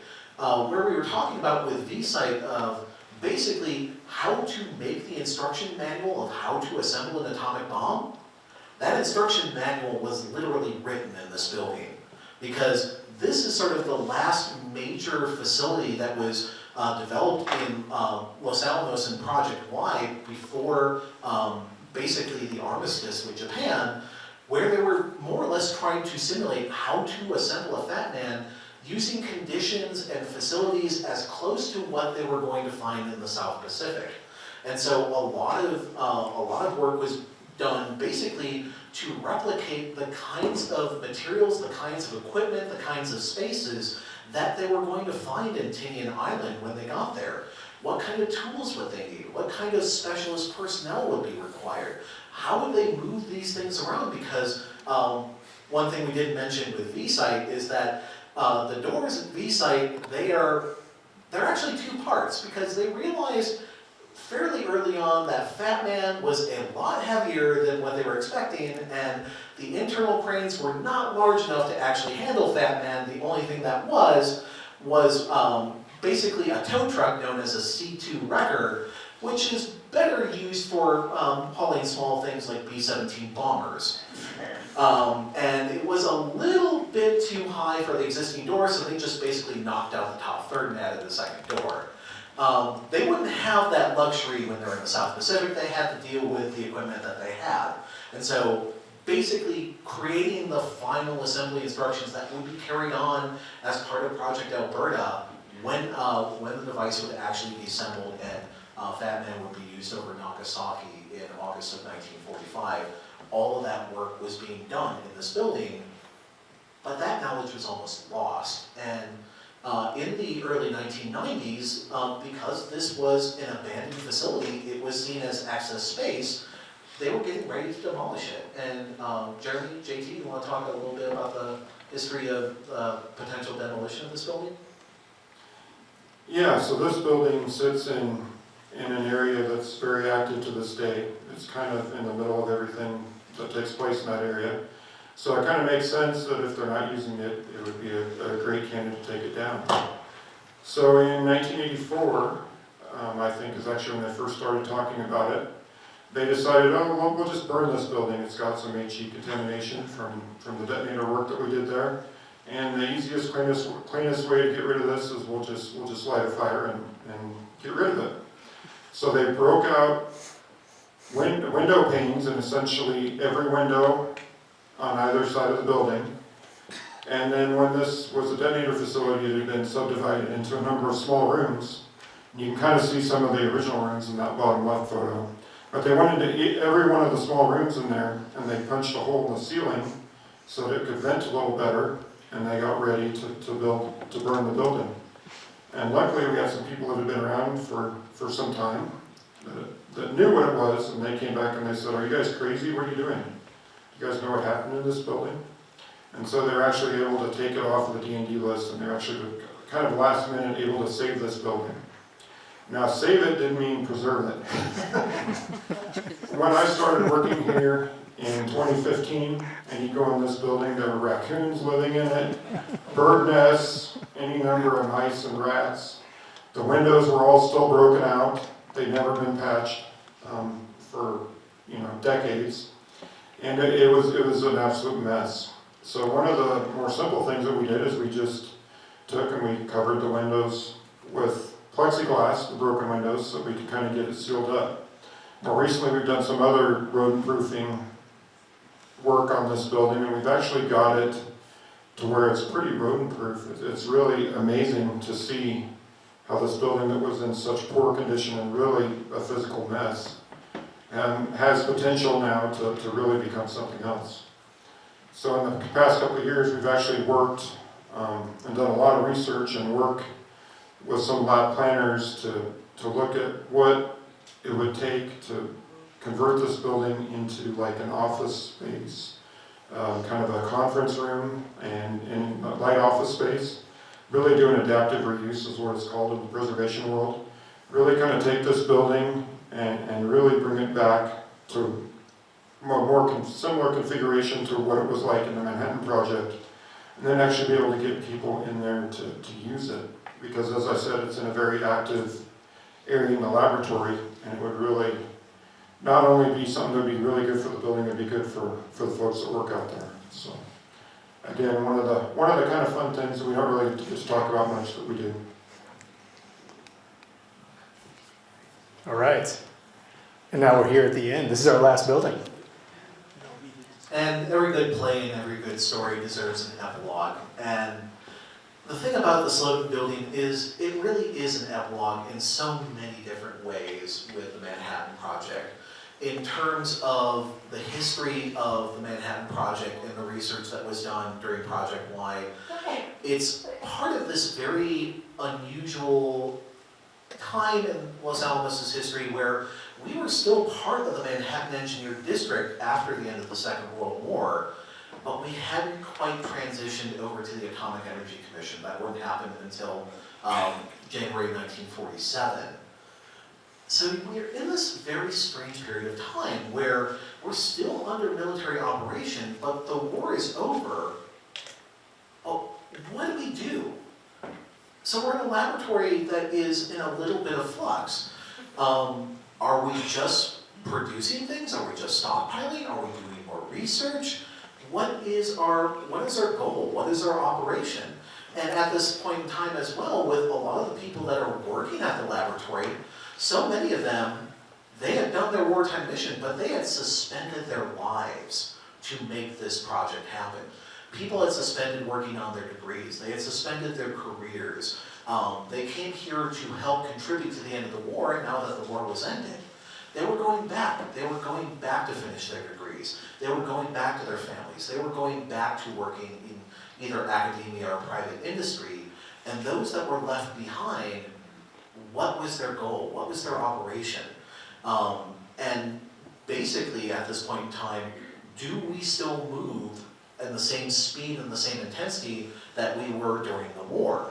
Because when we built Little Boy and Fat Man as part of Project Y, both devices were way overbuilt. Because, once again, practical military weapon. Practical means it has to work. And so, while there was a lot of knowledge that was gained in how high explosives work, and how electronics work, and how the nuclear materials of uranium and plutonium work, it was just enough to make sure that these devices would work as intended. It was not, by any stretch of the imagination, a complete body of knowledge. And as they're trying to figure out on this very bleeding edge of science, they come up against these issues of basically expediency and basically the end of this era, and they start having incidents, they start having issues. And Slotin is by far probably the most important of these major fatalities. It is perhaps the most famous nuclear criticality accident on the planet. And it was really sort of the byproduct of this very strange epilogue period in the Manhattan Project. And if these walls could talk, what these walls say is that this was the changing of an era. Although technically the Manhattan Project doesn't end in Los Alamos until January 1947, it effectively ends in this building in May 21st, 1946, after Louis Slotin's criticality accident. Without getting too deep into the details, I think it'd be better to talk about the facility, its current condition, and how it got to where it is today. So we've recently, in the last couple of years, put in a lot of effort with our craftspeople, working with them, our planners, designers, that sort of thing, to get the interior of Slotin building back to that particular instance where it's important. So we've done a lot of demolition inside. There was a bathroom, there was a raised bathroom in the corner. We worked on the outside, getting it back to the color, so when you're down there visiting Slotin, you feel like you're in 1945 to the time, the period of significance of the building. So not only the preservation work to get this building safe and get it looking like it did at the time of the accident, Phil and Albert have done a lot of work getting the actual interpretation set up. So this is an example where we actually have quite good information of the scientific history. Part of it is because I think we had the luxury of time to actually do a proper analysis of what happened in this incident. And there's many factors and things involved in that. But what we do have is a number of different reports. We have well documented the eyewitness of the people who were in that room have actually written really good, multi-page reports on what actually happened, and they sort of actually kind of jive with one another, which is great because not all the things do that. We also have really, really good photograph reconstruction. And one of the things we found is that they took photographs starting the evening after the incident happened and all the radiation levels had come down inside the building, that they actually were able to take pictures that evening and early the next morning. So if you've seen pictures of the Slotin incident, those are likely within 24 hours after the incident, not a recreation weeks later. And again, as I go back to that idea of trying to establish a feeling of sense, a sense of location, a sense of place, trying to then look at all those photographs, and like we did in the bunker, can we recreate everything that's in there and make a tableau such that people who go in there get a feeling of what it was like to be in that room. Because it wasn't just the Slotin experiment that was going on. You had Raymer Schreiber was working at a table across the way. You had all these other people in the building that weren't necessarily even related to the activities that Slotin and Graves were doing. We have their histories. We actually try and figure some of that out. For example, I have a couple of photographs that we've been working on, and I've wheeled in on the table over here, is actually one of the small electronics panels that I've recreated from one of the photographs. It's not quite done yet, but we're going to try and get more of this into the building for the May tours. So based on the photographs, and then also I found myself going through and digging through Otto Frisch and Nancy Wood's original reports on boron fluoride neutron detector tubes, and trying to understand how do all of these things in this photograph work? How were they all connected? And how did they actually use these from a scientific standpoint to make these experiments work? And so you're welcome to come up afterwards and we can talk about it, but it's just an example of the kind of thing that from the scientific side, we're trying to help understand the science as well as the facility, as well as all of the cultural and all of the other human history parts of this project. And you can see sort of what this looks like over time. This is the most recent photo during the last round of tours. And you'll see the beginnings of the interpretation down in the sites. But this is a mock-up of the actual Slotin assembly. Yeah, there you go. So this is, again, sort of where we're going. This is a major project. They're actually doing work in there right now. So this continually changes. If you have been on the tours previously, put your name in again, because it will look drastically different every time you come out and visit the sites, for sure. So we are actually a little early. Here's us out in the field pointing at things, and we are happy to answer some questions. If you guys have some questions right now, we can definitely take those. If you're not, we know we've sat up here and talked for 2 hours, so if you want to go, please feel free, but otherwise, please, if you have questions. Yeah. My university president, a million years ago, was involved in the Manhattan Project, and his picture is over in the museum. His name was Donald Corning, and he was an explosives expert. And the picture over there shows him with some sort of device. So he is sitting down next to, with the Trinity device up over his left-hand shoulder down at Trinity. He's sitting down on the floor on top of the tower. Trinity. Yeah. Oh, okay. Yeah.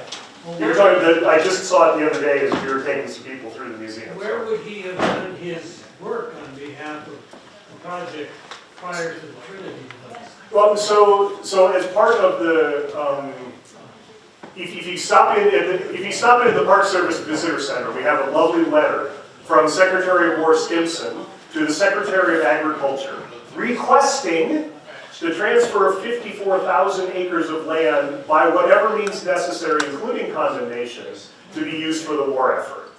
And so that is, the bulk of that is what is now the 42 square miles of Los Alamos National Laboratory. So still in those days, K site, S site, Q site, R site, all of those areas that are still remote today, he would have been doing some of that work. I saw that photograph and I'm like, I want to learn more about him.